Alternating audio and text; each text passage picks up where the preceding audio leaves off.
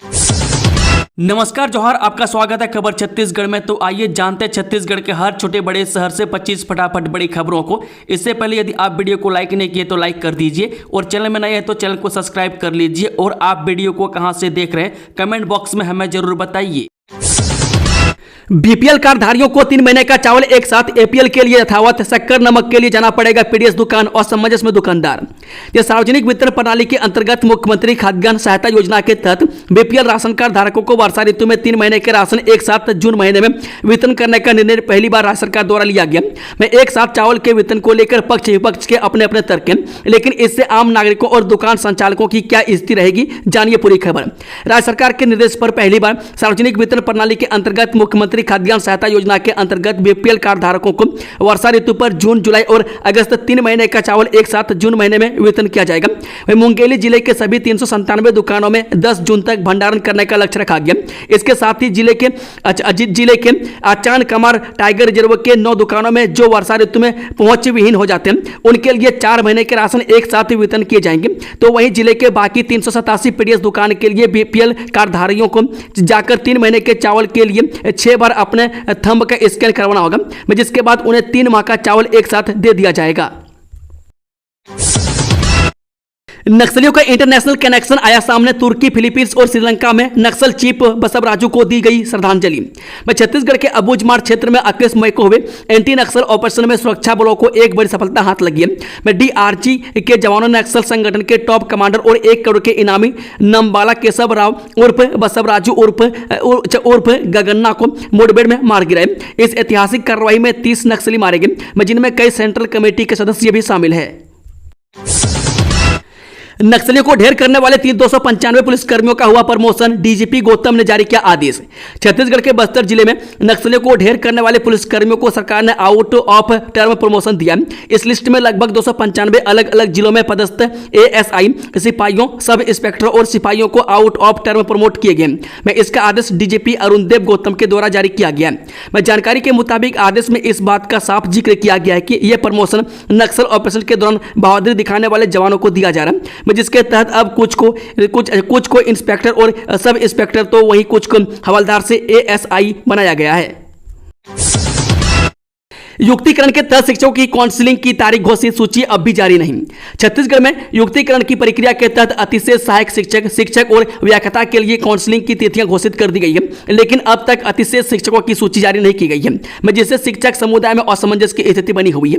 मैं इससे पहले गरियाबंद जिले में भी काउंसलिंग की तारीख तय की गई थी, लेकिन सूची जारी न होने के कारण जिला शिक्षा अधिकारी को प्रक्रिया स्थगित करनी पड़ी थी। टाइडो सुरंग में हुआ बड़ा हादसा, पटरी से उतरे 37 डिब्बे, रूट क्लियर करने का काम जारी।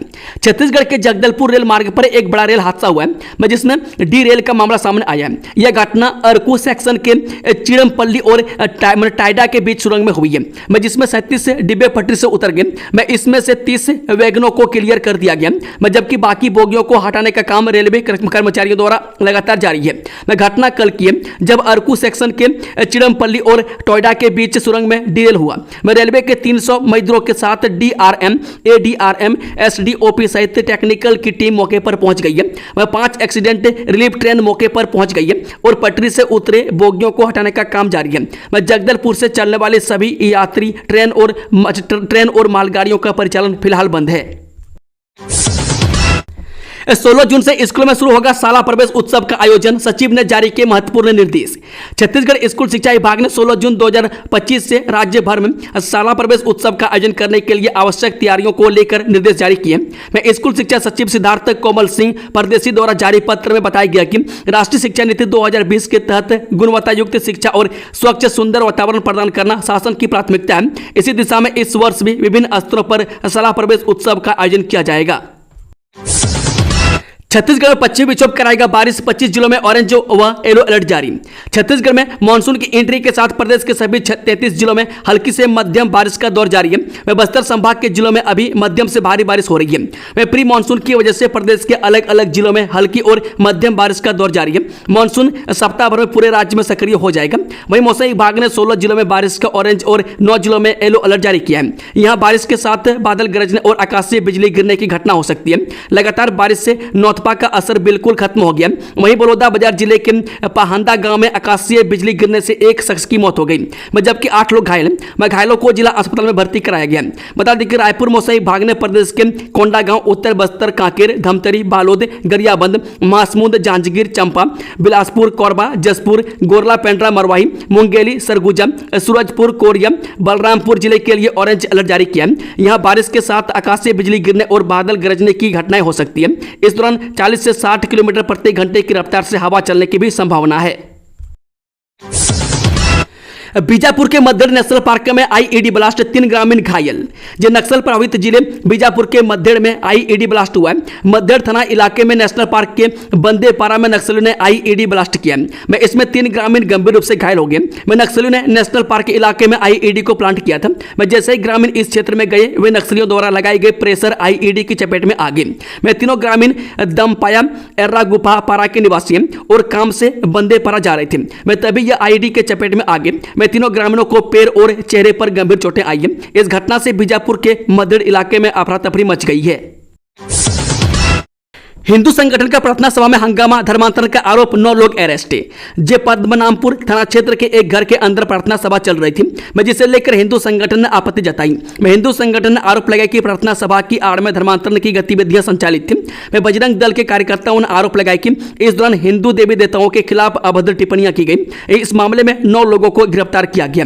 मैं आपको बता दें कि बजरंग दल को सूचना मिली कि पद्मनाभपुर के एक घर में बड़ी संख्या में लोगों का धर्मांतरण किया जा रहा है। मैं साथ ही चंगाई सभा भी आयोजित की गई है, मैं जिसमें पटेल, दीप तांडी और बघेल परिवार के लोगों का धर्मांतरण हो रहा है। मैं बजरंग दल ने इसका विरोध किया, मैं जिसके बाद हंगामा हुआ। मैं पुलिस ने मौके पर पहुंचकर स्थिति को नियंत्रित किया और 2 पादरी को हिरासत में लिया। मैं धर्मांतरण के मुद्दे पर सांसद विजय बघेल ने कहा कि धर्मांतरण करना घृणित कार्य है, सभी को अपने अपने धर्म में रहना चाहिए।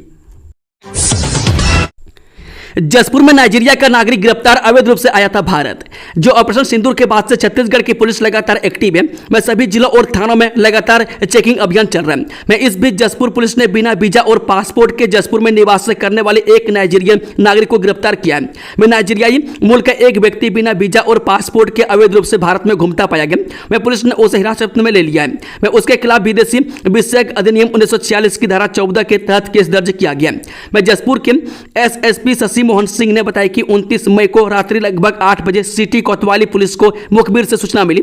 इस टिप में यह बताया गया कि नेशनल हाईवे 43 स्थित गमहरिया गर्ग उद्यान के पास एक काले रंग की स्कूटी क्रमांक CG 14MT 7848 में 2 संदिग्ध व्यक्ति घूम रहे हैं, जिनमें से एक अफ्रीकन मूल का है। वह सूचना मिलने के तुरंत बाद पुलिस मौके पर पहुंची और जांच पड़ताल तेज की गई। कोरबा के कटघोरा वन मंडल में एलिफेंट अटैक, 1 ग्रामीण की मौत। जो ऊर्जाधानी कोरबा का अधिकांश हिस्सा जंगल क्षेत्र से सटा हुआ है, इस वजह से यहां जंगली जानवरों की दहशत बनी रहती है। मैं सबसे ज्यादा खतरा हाथियों के हमले का रहता है। मैं कटघोरा वन मंडल के पसान रेंज अंतर्गत आने वाले ग्राम बनिया में गुरुवार की रात एक युवक हाथी के हमले का शिकार हो गया। युवक तीजराम निवासी ग्राम मुरली पर हाथी ने हमला कर दिया। अचानक हाथी से आमना सामना होते ही युवक सकते में आ गया और वह खुद को नहीं बचा पाया। हाथी ने उसे अपनी चपेट में ले लिया और कुचलकर उसे मौत का घाट उतार दिया। इस घटना की खबर मिलते ही वन विभाग के अधिकारी और कर्मचारी मौके पर रवाना हुए। मैं चौकी प्रभारी सुरेश जोगी ने तत्काल मौके पर पहुंचकर सबका पंचनामा कर वैधानिक कार्रवाई प्रारंभ की। मैं सुरेश जोगी ने सभी कार्रवाई के पूर्ण होने की बात कही है। भिलाई में बांग्लादेशियों को छुपाने वाले 2 मददगार गिरफ्तार। जब बीते दिनों पुलिस ने कार्रवाई करते हुए कई बांग्लादेशी नागरिकों को दुर्ग और भिलाई से गिरफ्तार किया। वे पकड़े गए लोग अपनी पहचान छिपाकर दुर्ग में सालों से रह रहे थे। मैं कई लोगों ने तो अपना फर्जी तरीके से आधार कार्ड और राशन कार्ड तक बनवा रखा था। मैं पुलिस ने आला अफसरों के निर्देश पर लगातार छापेमारी कर कई लोगों के दस्तावेज खंगाले और कई को हिरासत में ले लिया। मैं पुलिस की जांच में पता चला कि कुछ लोग बांग्लादेशी लोगों को ठिकाना मुहैया कराने और उनकी पहचान छुपाने में मदद कर रहे हैं। मैं जांच के बाद पुलिस ने एक आरोपी को चरोदा से गिरफ्तार किया है। मैं जबकि एक महिला की गिरफ्तारी भी दुर्ग के जयंती नगर से की गई है। मैं पकड़े गए दोनों लोगों पर आरोप है कि ये लोग बांग्लादेशी मूल के लोगों को भिलाई और दुर्ग में रिहायशी ठिकाना मुहैया कराते थे।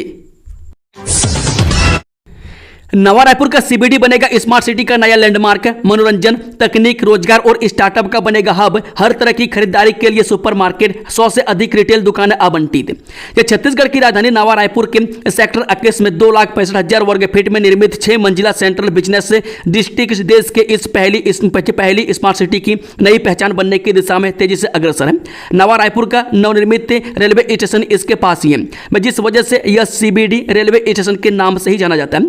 अभी सीबीडी में Miraj multiplex, IP club, restaurant और एएसपी कार्यालय संचालित हो रहे हैं। मनोरंजन के अद्वितीय अनुभव के लिए यहां जल्द ही इमर्सिव होलोग्राफिक एंटरटेनमेंट सेंटर प्रारंभ होने जा रहा है। हर तरह की खरीदारी के लिए गोकुल सुपरमार्केट भी शीघ्र शुरू होगा।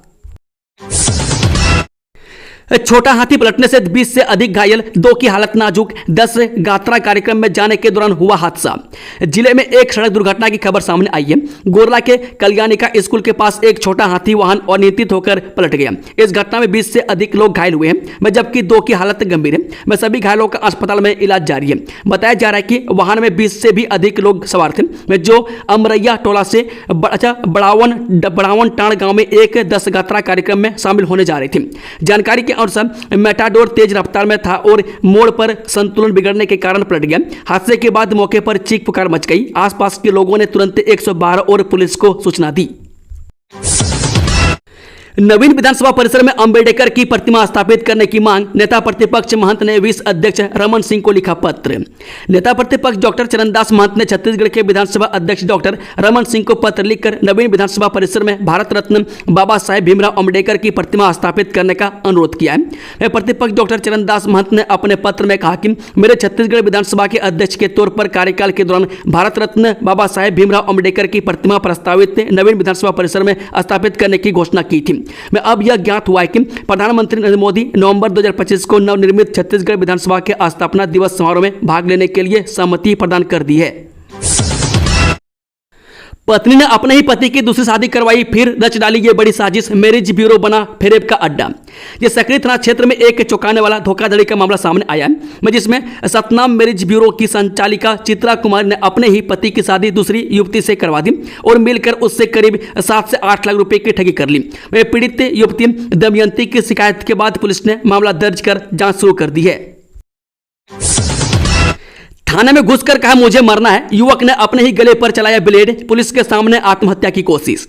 राजधानी रायपुर के मेधापारा थाना के अंदर एक युवक ने अपना गला काटकर खुदकुशी की कोशिश की, जिससे वहां मौजूद पुलिस आरक्षक ने पकड़ लिया, जिससे वो अपना गला ज्यादा नहीं काट पाया, लेकिन इस दौरान वह बुरी तरह जख्मी हो गया, जिसका इलाज मेकाहारा अस्पताल में जारी है।